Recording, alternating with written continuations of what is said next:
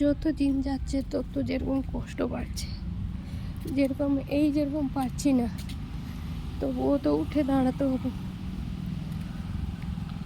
কাঁদলে তো কিছু হবে না। আর এই সময়টা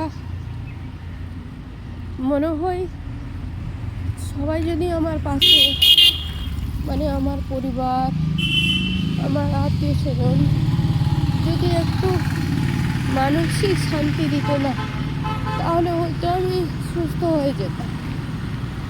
কিন্তু না, এত কাজ, এই বাচ্চাদের করা, ঘরের করা, বাইরের করা, একটু করলেই হাঁপিয়ে যাচ্ছি কাজ, নিচে বসে উঠতে পারছি না। তবুও সবটা সামলানো, সবটা করা একার ক্ষেত্রে অনেক কষ্টের। কিন্তু লড়াই করতে তো থামছি না। তো জানি না ঠিক হবো কি হবো না, জানি না, কিন্তু কষ্ট প্রচুর হচ্ছে। এই সময় হয়তো কেউ যদি একটু মানসিক শান্তি দিত না, ভাবতাম এই একজন হলেও তো কেউ আমার পাশে মানসিক শান্তি দেওয়ার জন্য কেউ আছে।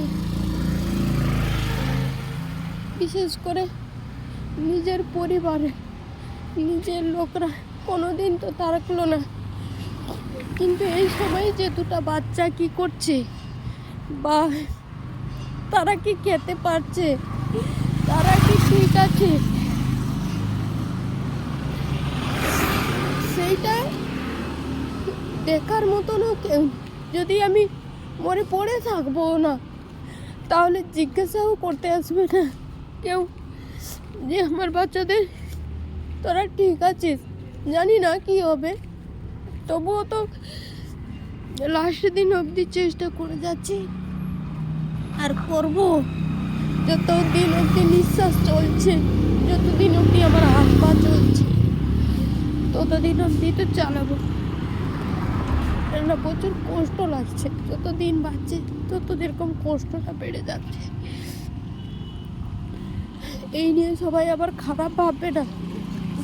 অনেক সময় আমার অনেক কষ্ট হচ্ছে, কিন্তু কষ্টগুলো না শেয়ার করার মতন কেউ নেই।